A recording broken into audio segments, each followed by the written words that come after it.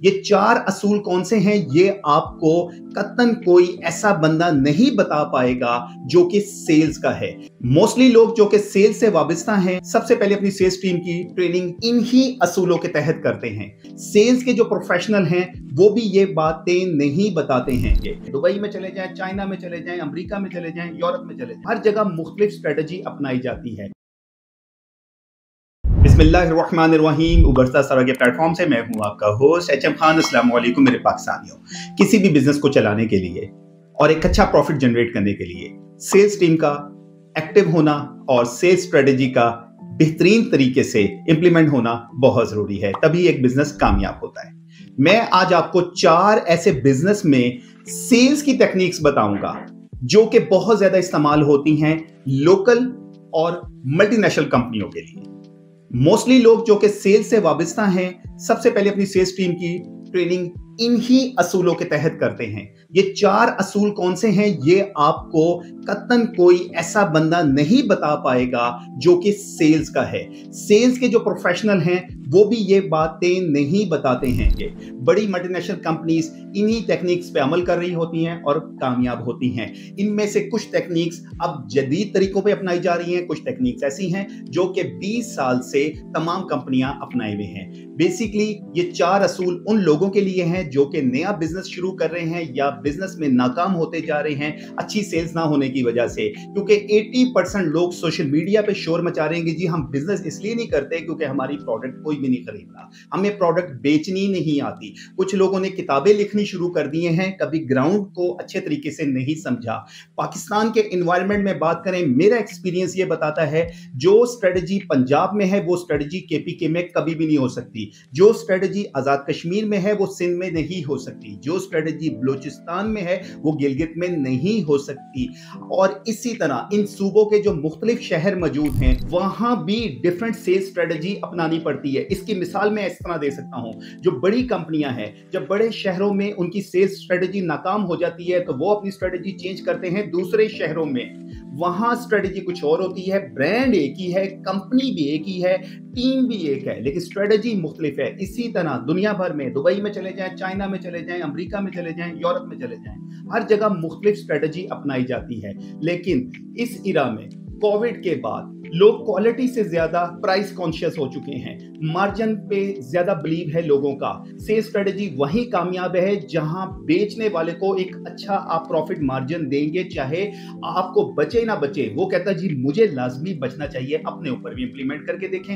ये 4 सेल्स की टेक्निक कौन सी हैं? सबसे पहली जो टेक्निक अपनाई जा रही है वो रिवर्स सेल्स टेक्निक है। जबरदस्ती प्रोडक्ट मत बेचें। वो दौर चला गया, बोर्ड्स लगे हुए हैं, टीवी पे एड्स चल रही हैं, सोशल मीडिया पे एड्स चल रही हैं और प्रोडक्ट धड़ाधड़ बिक रही है।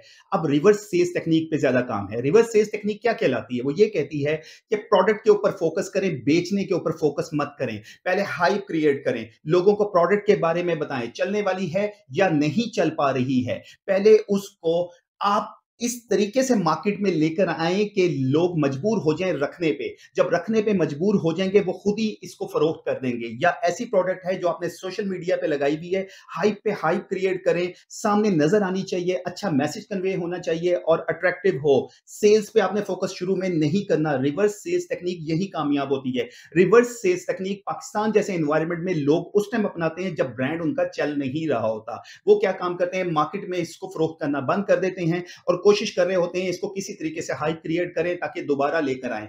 मैं हमेशा इस बात का कायल हूं, किसी भी ब्रांड को चलाने के लिए सबसे पहले रिवर्स सेल्स टेक्निक पे अमल किया जाए, यानी कि एक अच्छी हाइप क्रिएट किया जाए, अच्छा मैसेज कन्वे किया जाए और बहुत अच्छे तरीके से उसकी मार्केटिंग की जाए। देन उसके बाद मार्केट में फरोख्त करने के लिए लेके आया जाए तो बहुत बेहतर होता है और कस्टमर भी उसको डेफिनेटली परचेज करता है। रिवर्स सेल्स टेक्निक पे आजकल तमाम कंपनियां पूरी दुनिया में बहुत ज्यादा काम कर रही हैं। वो लोग जो नए बिजनेस में आए हैं इस टेक्निक को समझने की कोशिश करें, प्रोडक्ट के ऊपर फोकस करें, अच्छे मैसेज के ऊपर फोकस करें, सेल्स के ऊपर फोकस नहीं करें। सेल्स पे फोकस आपने कुछ अरसे के बाद करना है। दूसरी टेक्निक अरसा दराज से चल रही है, मल्टीनेशनल कंपनियां और लोकल कंपनियां जानती हैं, पूरी दुनिया में जा रही है, उसको कहते हैं न्यूमेरिक डिस्ट्रीब्यूशन, जिस पे फोकस होता है ज्यादा से ज्यादा सेल्स की जाए। सेल्स किस तरह की जाए? रिटेलर या होलसेल के पास आपकी प्रोडक्ट हर जगह पहुंची भी हो, हर जगह ये नजर आनी चाहिए, यानी डिस्प्ले बहुत बेहतरीन होना चाहिए। ये बेसिकली सेल्स मैट्रिक है। सेल्स मैट्रिक क्या कहलाता है कि मसलन एक एरिया है, वहां 200 शॉप्स है, 200 शॉप्स में से आपकी कौन सी ऐसी शॉप्स हैं जहां प्रोडक्ट्स पहुंची हुई हैं। जरूरी नहीं है वो 200 की 200 आपकी प्रोडक्ट लें, 100 भी ले सकती हैं, 150 भी ले सकती हैं, हो सकता है कोई ले भी नहीं। अब यहां सेल्स का जो एजेंट है आपका, या सेल्स ऑफिसर मौजूद है, या कोई ऑर्डर टेकर मौजूद है, उसकी ग्रिप नजर आएगी कि अपने एरिया में उसने कितनी प्रोडक्ट को डिस्प्ले करवाया हुआ है या रखवाया हुआ है। अगर तो वो 80% तक भी लेकर आने में कामयाब हो गया तो इसका मतलब है आपकी प्रोडक्ट में जान है और आपका जो सेल्स का पर्सन है वो बहुत अच्छा है। अगर वो 40% तक लेकर आया हुआ है तो इसका मतलब एवरेज है। अगर लेस देन 40% है तो इसका मतलब बड़ी पुअर परफॉर्मेंस दे रहा है। 10% से कम है तो इसका मतलब है बिल्कुल नाकाम है। अब ये चीज कौन बताएगी? उन लोगों के लिए जो कि डाटा कलेक्शन कर रहे होते हैं, और ये कामयाबी वहां मिलती है उन लोगों के लिए जो कि 50,000 या 1 लाख रुपए की इन्वेस्टमेंट से फैक्ट्रियां लगा रहे हैं। क्योंकि आजकल लोगों ने आप लोगों को बहुत सी वीडियोस दिखानी शुरू कर दी हैं, जी मैं 50 लाख रुपए में काम तो कर नहीं सकता था, मैंने 50,000 में आगाज किया है और 50,000 में ये मैंने फैक्ट्री लगाई है। किसी ने निम्को की लगा ली, किसी ने चिप्स की लगा ली, किसी ने लॉलीपॉप बेचना शुरू कर दिया, किसी ने जूस बेचना शुरू कर दिया, किसी ने पानी बेचना शुरू कर दिया, किसी ने चॉकलेट बेचनी शुरू कर दी, और आपको बता रहे हैं मैं 50,000 से 5 लाख रुपए कमा रहा हूं। ये बहुत ही मुश्किल काम है। इसमें एक प्रॉपर सेल्स का खिलाड़ी ही कामयाब हो सकता है। वो लोग जो छोटी सी इन्वेस्टमेंट करते हैं वही उनके पास होती है और उसी से उन्होंने कमाना होता है। इसमें मार्केट क्रेडिट भी देखा जाता है और सेकेंडली ये आपकी सेल्स की स्ट्रेटेजी देखी जाती है। न्यूमेरिक डिस्ट्रीब्यूशन किसी भी बिजनेस के लिए फ्रूटफुल होती है, प्रॉफिट जनरेट करके दे सकती है। तीसरी जो टेक्निक यूज होती है वो डिस्ट्रीब्यूटिव मैनेजमेंट कहती है, यानी सही वक्त पर सही मिकदार में सही जगह पे प्रोडक्ट को पहुंचाना। यहां प्रोडक्ट की क्वालिटी, सेल्स पर्सन का बहुत जबरदस्त होना, तीसरा कंपनी की स्ट्रेटेजी जो कि सेल्स रिलेटेड होगी, चौथे नंबर पे इन्वायरमेंट, वो भी बहुत अकाउंट करता है। पूरी दुनिया में ये डिस्ट्रीब्यूटिव मैनेजमेंट की जो स्ट्रेटजी है सेल्स में अपनाई जाती है और ये एक बड़ी परफेक्ट सोच होती है किसी भी ब्रांड को हिट करवाने के लिए। इसके जो की पॉइंट्स हैं उसमें supplier, distributor, retailer, then customer, ये चार एलिमेंट्स काम कर रहे होते हैं। सप्लायर ने अपने मार्जिन को देखना है, डिस्ट्रीब्यूटर ने अपने मार्जिन को देखना है, और उसके बाद रिटेलर ने अपने मार्जिन को देखना है, कस्टमर ने अपनी पॉकेट को देखना है। यहां सबसे ज्यादा मुनाफे में कौन रहता है? रिटेलर रहता है, और 80% जो है रिटेलर ही इसके ऊपर काम करके अच्छा बेनिफिट हासिल कर रहे होते हैं, क्योंकि रिटेलर अगर प्रोडक्ट नहीं लेगा तो फिर सप्लायर और डिस्ट्रीब्यूटर की कोई जरूरत नहीं। इसका जो की पॉइंट है उसमें स्टॉक खत्म नहीं होता, डिलीवरी वक्त पे हो रही होती है, और मार्केट फीडबैक भी आपके पास आ रहा होता है। आपको सेल्स पोजीशन प्रोडक्ट की या आप सर्विस ओरिएंटेड है समझने में भी बहुत आसानी होती है। ये सिस्टम आपके रीसेलिंग और वो लोग जो सर्विस ओरिएंटेड हैं और वो लोग जो फूड के बिजनेस से वाबस्ता हैं सबके लिए बहुत बेहतर है। और आजकल क्योंकि टेक्नोलॉजी का जमाना है, ऑनलाइन बिजनेस करने वालों के लिए भी ये एक बहुत प्यारा सिस्टम है जिसमें वो बल्क में सेल करना चाहते हैं। चौथा सिस्टम, पूरी दुनिया इसी के ऊपर चल रही है, ये सिस्टम कहलाता है सेल्स मैनेजमेंट।